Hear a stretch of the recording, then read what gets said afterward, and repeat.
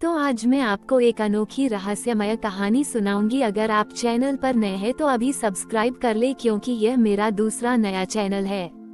तथा कहानी पूरा देखे, अंत में एक अनोखा रहस्य छुपा है। धन्यवाद। तो सुनिए।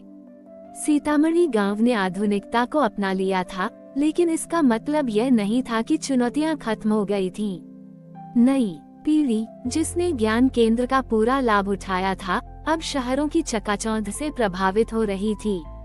कुछ युवाओं के मन में यह सवाल उठने लगा था कि क्या पुरानी परंपराएं और धार्मिक अनुष्ठान अब भी उतने प्रासंगिक हैं, खासकर जब उनके पास विज्ञान और तकनीक का ज्ञान है। बाबा रामदास अब इस दुनिया में नहीं थे। उनकी शिक्षाएं तो थीं, पर उनकी साक्षात उपस्थिति का अभाव खल रहा था। गांव में श्रावण का महीना आता था, मंदिर में भीड़ होती थी, पर कुछ युवाओं के मन में ये भावना आने लगी थी कि ये केवल पुरानी रस्में हैं। वे भौतिक सफलता को ही सब कुछ मानने लगे थे और उनके भीतर से आध्यात्मिकता का वह गहरा जुड़ाव कहीं कम होता दिख रहा था। अगले श्रावण में सूरज, जो अब गांव का सबसे सम्मानित बुजुर्ग था, ने इस परिवर्तन को महसूस किया। उसने देखा कि कुछ युवा मंदिर आने से कतराने लगे हैं और उनकी बातचीत में केवल करियर और पैसे की बातें होती हैं। सूरज चिंतित था। उसने गांव के कुछ अन्य बुद्धिजीवियों और युवा नेताओं के साथ बैठक की। हमारा गांव शिव की कृपा से समृद्ध हुआ है, सूरज ने कहा। हमने ज्ञान और आधुनिकता को अपनाया है, लेकिन क्या हम अपनी जड़ों से दूर तो नहीं हो रहे?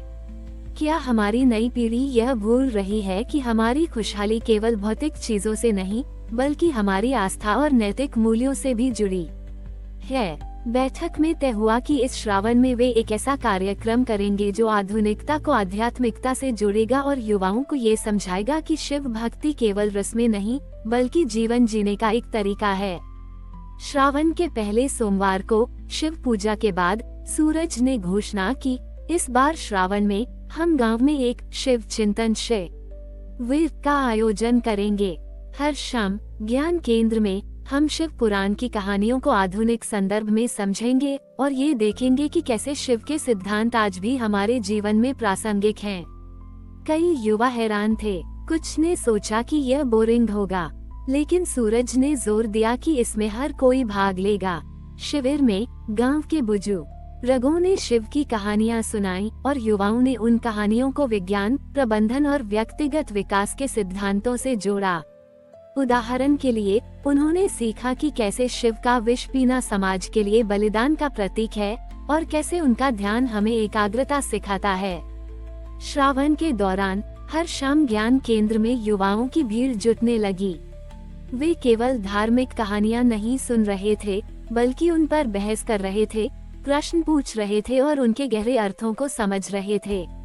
उन्हें एहसास हुआ कि शिव केवल पौराणिक देवता नहीं है, बल्कि वे नेतृत्व, धैर्य, त्याग और आंतरिक शांति के प्रतीक हैं। श्रावण के अंतिम सोमवार को जब शिव मंदिर में महाआरती हो रही थी, तो इस बार युवाओं की उपस्थिति सबसे अधिक थी।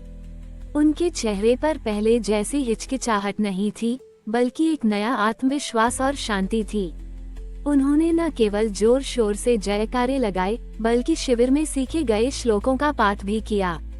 सूरज ने अंत में कहा, आज हमने सीखा कि आस्था और विज्ञान एक दूसरे के विरोधी नहीं, बल्कि पूरक हैं। शिव हमें सिखाते हैं कि हमें नए ज्ञान को अपनाना चाहिए, लेकिन अपनी संस्कृति और मूल्यों को नहीं भूलना चाहिए। हमारी सच्ची प्रगति तभी होगी जब हम भौतिक उन्नति के साथ साथ आध्यात्मिक रूप से भी मजबूत हों। उस दिन से सीतामढ़ी गांव में एक नई चेतना का उदय हुआ। युवा अब अपनी जड़ों से कटे हुए नहीं थे, बल्कि उन्हें अपनी परंपराओं में भी आधुनिकता और विज्ञान का सार दिखने लगा था। श्रावण अब केवल पूजा का महीना नहीं था, बल्कि आत्म खोज और आस्था के पुनर्जागरण का महीना बन गया था, जहां हर पीढ़ी ने शिव के शाश्वत संदेश को अपने तरीके से समझा और अपनाया था। सीतामढ़ी गांव अब सचमुच एक आदर्श बन चुका था। यहाँ आधुनिकता, परंपरा, ज्ञान, आस्था और सामाजिक समरसता एक साथ फल फूल रहे थे। शिव चिंतन शिविर ने युवाओं को अपनी जड़ों से फिर से जोड़ा था और वे अब न केवल गांव के लिए, बल्कि व्यापक दुनिया के लिए भी सोचने लगे थे। सूरज अब बहुत वृद्ध, पर अपनी कुर्सी पर बैठे बैठे भी गांव के विकास पर गहरी नजर रखता था। एक दिन गांव के युवा नेता और ज्ञान केंद्र के प्रमुख रमेश सूरज के पास आए। रमेश ने शहर से उच्च शिक्षा प्राप्त की थी और अब गांव के विकास में सक्रिय रूप से योगदान दे रहा था। दादाजी, रमेश ने कहा, हमारा गांव आत्मनिर्भर हो गया है। हमने अपनी सभी समस्याओं का समाधान कर लिया है, लेकिन दुनिया में अभी भी बहुत से लोग हैं जो संघर्ष कर रहे हैं, खासकर पर्यावरण और जलवायु परिवर्तन के मुद्दों पर। हमें लगता है कि अब हमें सिर्फ अपने गांव तक सीमित नहीं रहना चाहिए, बल्कि वैश्विक स्तर पर भी कुछ योगदान देना चाहिए। सूरज ने मुस्कुराया। उसे बाबा रामदास के शब्द याद आ गए, शिव परिवर्तन और प्रगति के देवता हैं। उसने कहा, तुम ठीक कहते हो रमेश। शिव हमें ये भी सिखाते हैं कि पूरा ब्रह्मांड एक परिवार है, वसुधैव कुटुंबकम। इस श्रावण में हम शिव से वैश्विक चेतना और पर्यावरण संरक्षण के लिए प्रार्थना करेंगे। उन्होंने तय किया कि इस श्रावण में गांव के युवा और बुजुर्ग मिलकर एक अनूठी पहल करेंगे। वे हर सोमवार को शिव पूजा के बाद केवल अपने गांव में नहीं, बल्कि आसपास के अन्य गांवों में जाकर पर्यावरण जागरूकता अभियान चलाएंगे। वे लोगों को पेड़ लगाने, पानी बचाने और कचरा कम करने के लिए प्रेरित करेंगे और उन्हें सीतामढ़ी मॉडल के बारे में बताएंगे। श्रावण का महीना शुरू हुआ और सीतामढ़ी के युवा ऊर्जा से भर गए। हर सोमवार को वे समूहों में बंटकर साइकिलों पर या पैदल ही आसपास के गांवों की ओर निकलते। उनके पास नुक्कड़ नाटकों, गीतों और छोटे व्याख्यानों के माध्यम से पर्यावरण संदेश देने के तरीके थे। उन्होंने लोगों को बताया कि कैसे उनके पूर्वजों ने शिव भक्ति के माध्यम से अपने गांव की समस्याओं को हल किया और अब वही सिद्धांत बड़े पैमाने पर लागू किए जा सकते हैं। शुरुआत में कुछ गांवों में उन्हें संशय की दृष्टि से देखा गया। लोगों को लगा कि यह केवल एक और प्रचार अभियान है, लेकिन जब उन्होंने सीतामढ़ी गाँव की कहानी सुनी, कैसे सूखा खत्म हुआ, कैसे शिक्षा आई, कैसे पानी की समस्या हल हुई और कैसे लोगों ने एकजुटता से काम किया, तो उनका विश्वास बढ़ने लगा। सीतामढ़ी के युवाओं ने अपने ज्ञान केंद्र के उदाहरण दिए, जहां सौर ऊर्जा का उपयोग किया जाता था और वर्षा जल संचयन प्रणाली लगी हुई थी। श्रावण के अंत तक सीतामढ़ी के इस अभियान ने एक छोटी सी क्रांति ला दी थी।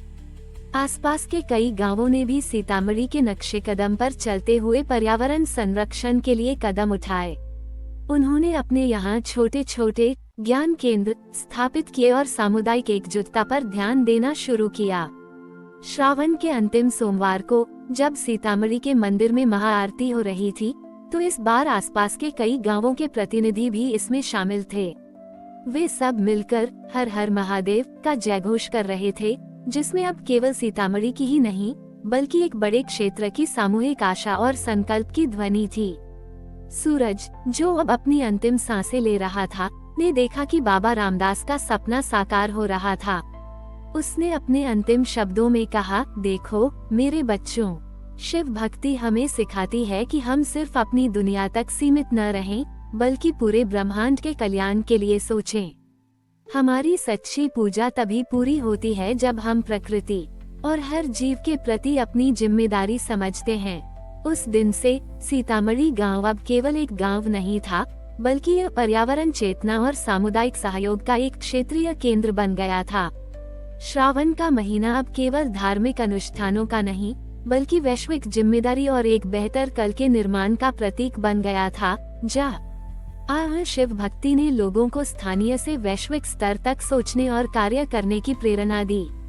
हमारी और भी आध्यात्मिक एवं अनोखी कहानियाँ देखने के लिए हमारे चैनल पर जाएं तथा धार्मिक एवं पौराणिक अनोखी कहानियाँ हमारे चैनल पर है।